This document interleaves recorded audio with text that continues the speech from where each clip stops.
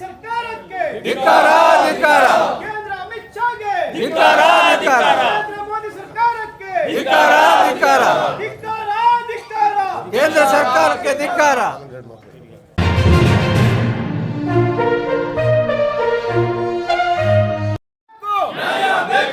ಈ ಸಂದರ್ಭದಲ್ಲಿ ನಾನೊಂದೆರಡು ಮಾತು ಹೇಳಬೇಕು. ನನಗೆ ಮನಸ್ಸಿಗೆ ಬಂದಿದ್ದು ನಾನು ಹೇಳ್ತಾ ಇದ್ದೀನಿ.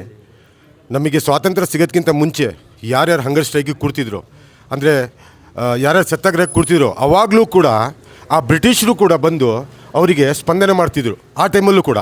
ಆದರೆ ಈಗ ಸೋನಮ್ ವಾಂಗ್ಚುಕ್ ಎಂಥ ಮಹಾನ್ ವ್ಯಕ್ತಿ ಅಂತ ಹೇಳಿದರೆ ಅವ್ರ ಬಗ್ಗೆ ನಾವು ಕೇಳಿ ತಿಳ್ಕೊಬೇಕು. ಅವರು ಲದ್ದಾಖಲ್ಲಿ ಮಾಡಿರೋದು ಎಲ್ಲ ನಾವು ಕೇಳಿದರೆ ತುಂಬ ಇದಾಗತ್ತೆ. ಅದನ್ನು ಕೂಡ ಅವ್ರು ಬಂದು ಯಾರು ಸ್ಪಂದನೆ ಮಾಡಿಲ್ಲ ಅಂತ ಹೇಳಿದ್ರೆ ನಮಗೆ ಬೇಜಾರಾಗುತ್ತೆ. ಮಾತೆತ್ತಿದ್ರೆ ಈ ಬಿ ಜೆ ಪಿಯವರು ಹಿಂದೂ ಮುಸ್ಲಿಂ ಅಂತಾರಲ್ಲ, ನಾವು ಮುಸ್ಲಿಂ ಇಲ್ಲ ಅಂತ ಹೇಳಿದರೆ ಈ ಬಿ ಜೆ ಪಿ ಸರ್ಕಾರನೇ ಇರಲ್ಲ. 101%. ಇವತ್ತು ನಾವು ಇಲ್ಲ ಅಂತ ಹೇಳಿದ್ರೆ ನಾಳೆ ಅವ್ರು ಇರಲ್ಲ.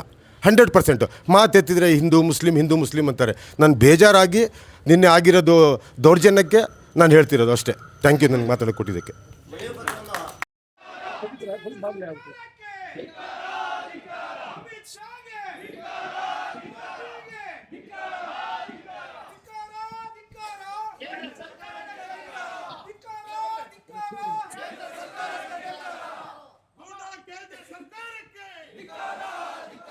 ಶಿಕ್ಷಣ ಸಚಿವ ಧರ್ಮೇಂದ್ರ ಪ್ರಧಾನಿಗೆ